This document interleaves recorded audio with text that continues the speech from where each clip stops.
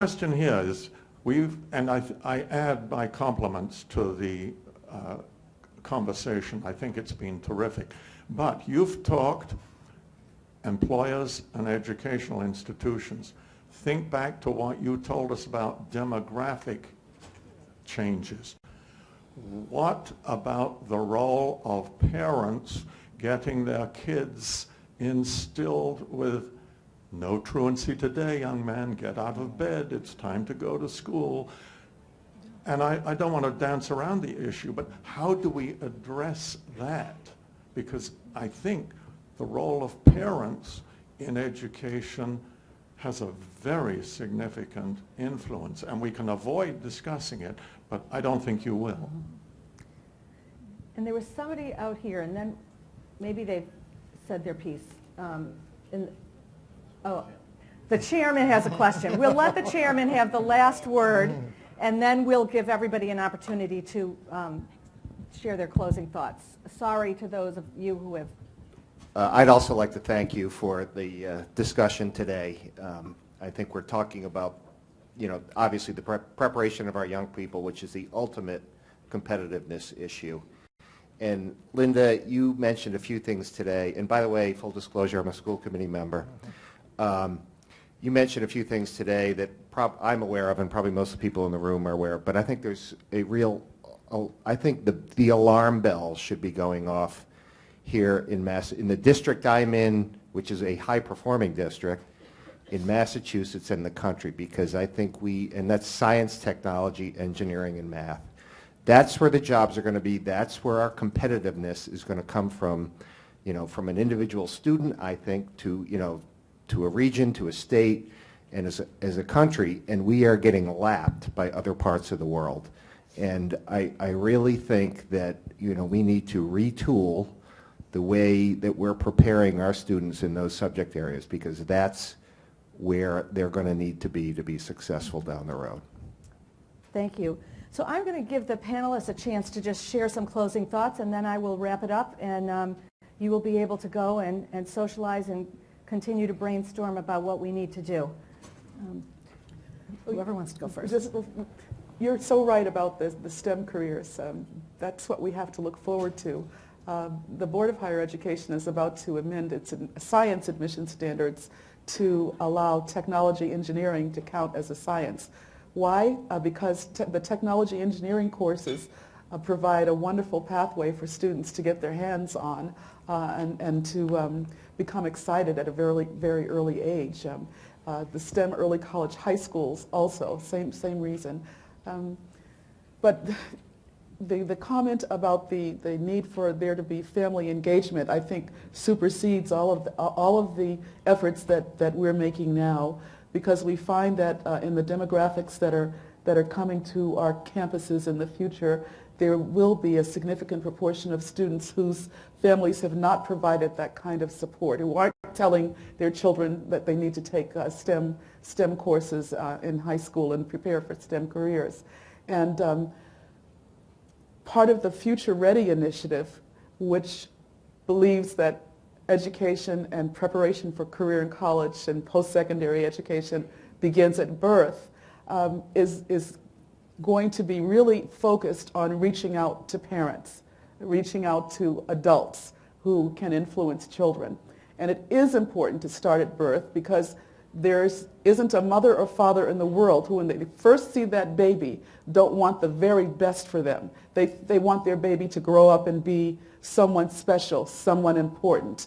And we have to tap into that feeling, that emotion from the very beginning. And especially for parents who are young and low income and don't have any idea about how to prepare for the future, we have to get to them early, right in the hospital room. So.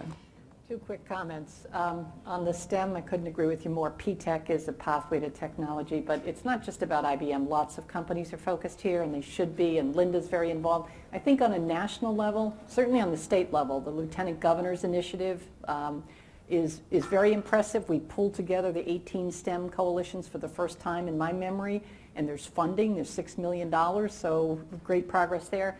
The second thing is nationally there are big changes with organizations like Change the Equation that actually came out of some of the work that Secretary Duncan did.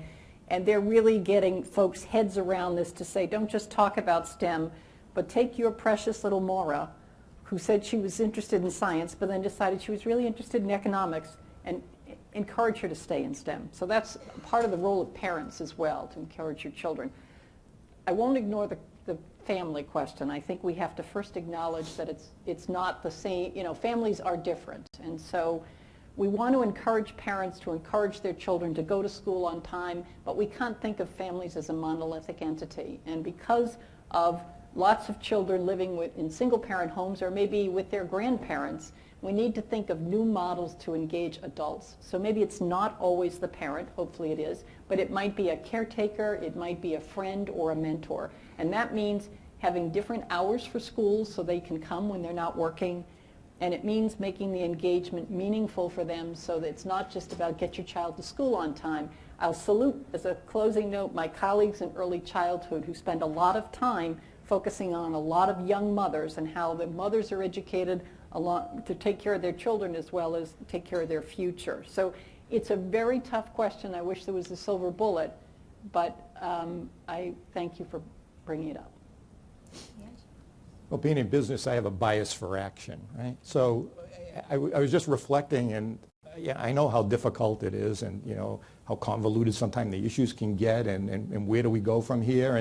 And I had this flashback, so you just bear with me, right? In 1979, and I recall so vividly the Berlin Wall falling, right? And when I looked at that, I noticed that, you know what, there was nobody with a big hat. There was nobody with a star. There was nobody actually in charge saying, we're going to take this wall down right now. In fact, it looked very much like people like you and I and students who were making this thing happen, right?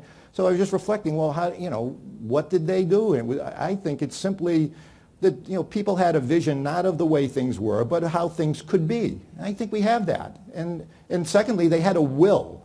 They had the will to do it, okay? And then finally, there was just in business, the doing of it.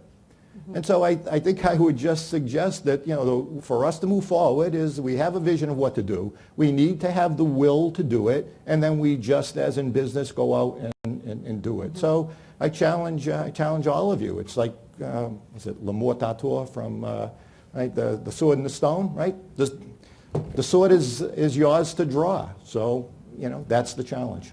Right? And I have the fortunate opportunity to have the last word. And so I first of all want to thank the panelists for bringing their knowledge. You can tell that they really know this. And I want to thank all of you for having this conversation and AIM for giving us the opportunity to have it. You started today by taking an hour and a half of your time to talk about college and career readiness. But as Ange said, it can't end here. And at the risk of being dragged off, I'm going to make a shameless pitch to tell you to work with us, because we have been advocating for education for almost 25 years. We have made a lot of progress. We know there can be more done, and we know how to get it done. And we will be, as you said, we're working on Future Ready. We're working at looking forward to how we break down school walls. I loved the analogy, because we think that schools need to look different, and students need to spend time in the workplace, and students need to, they need not be told to leave their phones in their desks. They need to know how to use their phones to learn. They need to learn in different places. And we also believe, we didn't talk about a lot of things. We didn't talk about the role of teachers. We didn't talk about charter schools today. We'll have to have another session, Rick. But we also believe there's no excuses.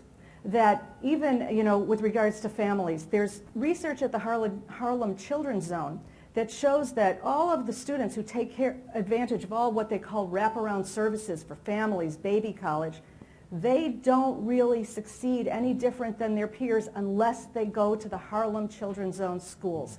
Don't forget and don't be told that schools don't have a huge impact. We've seen it with charter schools. We've seen it with really high-performing schools like the one you're going to hear about at lunch. There's a lot of good things going on. We know the problem. We have many people, including all of you, who have the will, and we look forward at MBAE, and I think I speak for AIM, and they're turning the microphone off. Stop. We have the will and the ability to do this, and I look forward to working with all of you. Talk to us about Future Ready. Talk to us about the things we're doing going forward. And thank you for the opportunity to have this conversation.